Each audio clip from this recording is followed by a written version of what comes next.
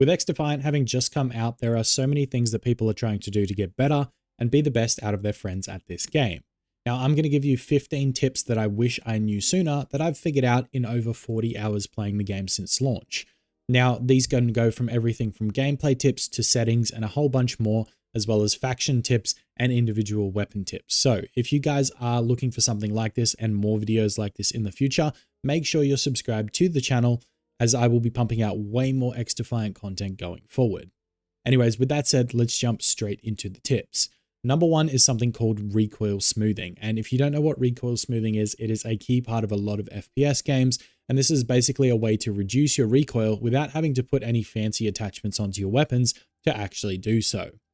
Now, to do this, it's pretty much just the fact that you can strafe left and right to minimize any sort of recoil that your weapon is having. So instead of standing still in a gunfight and just shooting straight down, you can strafe left to right to actually get rid of most of, if not all of, the recoil on certain weapons. This will make things like the AK much easier to use so that you don't have to add a bunch of attachments to it to pretty much reduce the recoil that's there. You can just do it via recoil smoothing.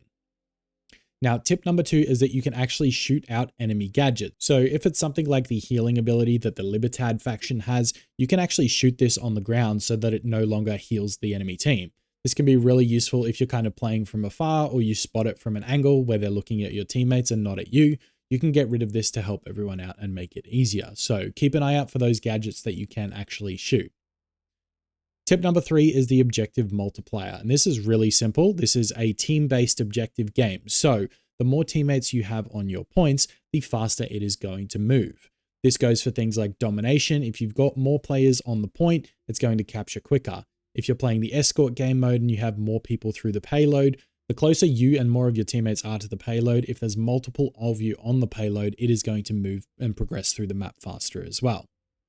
Tip number four is that you move faster with your pistol, and there is weights to all of the weapons in the game. So it's not just the pistol. You will move faster with an SMG than you would with an LMG or an assault rifle, and you will move faster with an assault rifle than you would with something like an LMG or a sniper rifle. So keep this in mind. However, you do always have your pistol as a backup. So if you want to get somewhere quickly and you're running an LMG or a sniper, it might be best to switch to the pistol, run to where you need to get to, and then switch back to your primary before you get there. We've seen this in Call of Duty before. This is not something that's brand new, but if you're someone that doesn't play a lot of FPS games, this can potentially help you.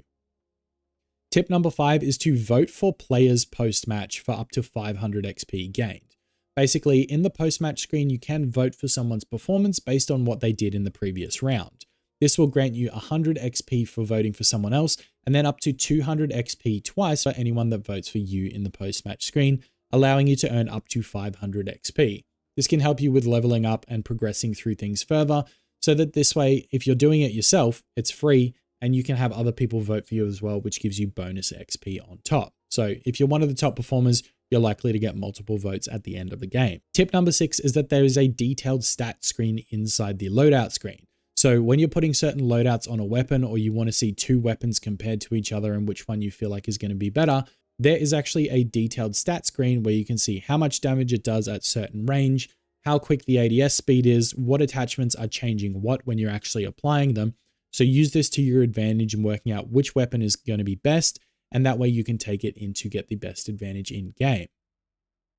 Tip number seven is to shoot riot shield users through the head. There is actually a space in the top of the riot shield that if you shoot through it, it will actually cause damage. So this can get rid of those pesky riot shield users in game, because I know a bunch of you are super frustrated with it. I was super frustrated with it too until I figured this out, but you can actually do damage. You don't have to run around and shoot them in the back.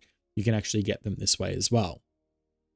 Tip number 8 is that headshots actually make a drastic difference. There is a big multiplier for anyone that's landing headshots. So if you are playing through the game and you're wondering why you're getting beamed and you're not winning a lot of gunfights, it's probably because the enemy is hitting more headshots than you. So practice that aim, dial in those aim settings, and make sure you're getting as many headshots as possible if you want to be winning more gunfights. Tip number 9 is a couple of movement tips for you. And I've actually got 2 here, so you're kind of getting a bonus one. 2 of the movement tips that I would suggest using is a slide jump, which essentially is a slide cancel from Call of Duty. So if you know how to do that, it's the same sort of inputs. But if you don't know how to do this, sliding and then jumping will progress you around the map and keep your momentum moving faster. as you're moving around. So this is something that I use, 1, to challenge corners, but 2, just to get up to the objective quicker after a respawn.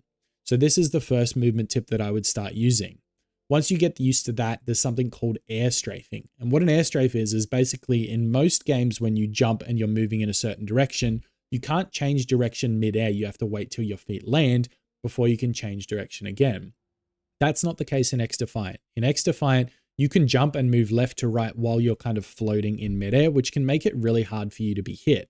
So if you're on a map like the one with the plane and you're sort of jumping off the plane's wing, but you notice somebody about to shoot you or a sniper glint or something along those lines, you can use this air strafe left to right while you've jumped and you're midair to kind of avoid those shots and give yourself a better chance of surviving.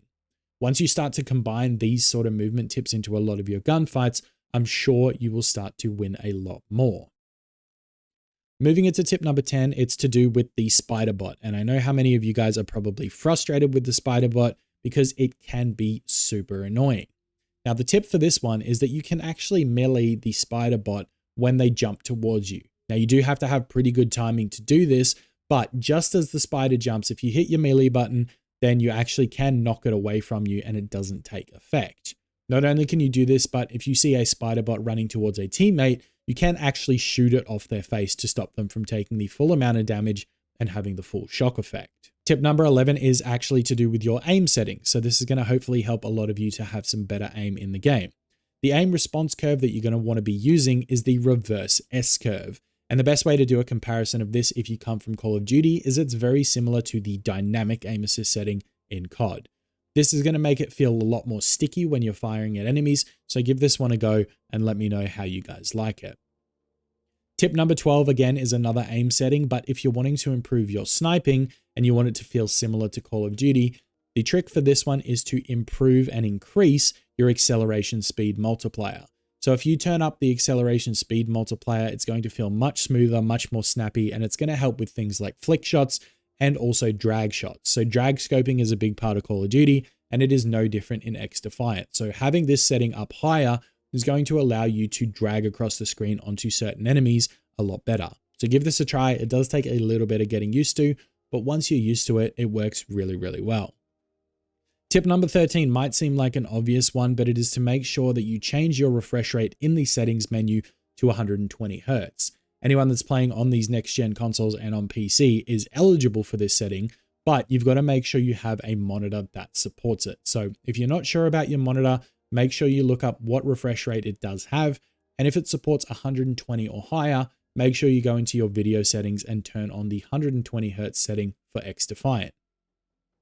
Tip number 14 now is to avoid jump spamming in gunfights. And yes, I know this is super effective right now, but they have actually already tweeted out that this is going to be getting nerfed and it's not going to be as effective in the future going forward. So I would suggest getting used to just strafing on the ground for now, because I'm pretty sure once they get their hands on this jump spamming technique that everyone seems to be using in every single gunfight, it is going to go away and it's not going to be nearly as useful as it is right now. And last but not least, number 15 is understanding that the factions have passive abilities. Now, a passive ability is something that happens for each faction on its own. You don't have to worry about actually activating this or anything along those lines. It just happens automatically. So for example, the Cleaners faction does have incendiary rounds by default. So anytime you're being shot by one of the Cleaner factions, you're going to see those fire or that flame ability kind of pop up on your screen because you'll be burning from their gunshots. The Phantoms have the Harden trait, which obviously just gives them 20 extra HP. I'm sure you've noticed that. The Libertad faction can heal any teammate that is around them in close vicinity. The Echelon has their passive ability, which is low profile, which basically works the same as the Ghost ability in Call of Duty, where you don't appear on the minimap, whether you're shooting or anything along those lines. And then finally, the DedSec passive is Fabricator, which is kind of like a restock perk in Call of Duty. So basically, after you've thrown a grenade or your device is deployed, it does print you a new one in a much faster time. So understanding that you've got these passives is going to help you to use them to your best advantage. Now, that's everything for this video. These are 15 tips I wish I knew sooner in XDefiant. If you guys have any more, make sure you drop them down in the comments below. But I would love some feedback on this type of video and if you would like me to do more in the future. Please let me know by leaving a thumbs up if you did enjoy it and you did get something useful out of it. I hope it helped at least with one of these tips going into your future XDefiant games. With that said, I'm going to get out of here. I will be back very soon with another video. I will see you all next time. Thank you again for tuning in and have a great day.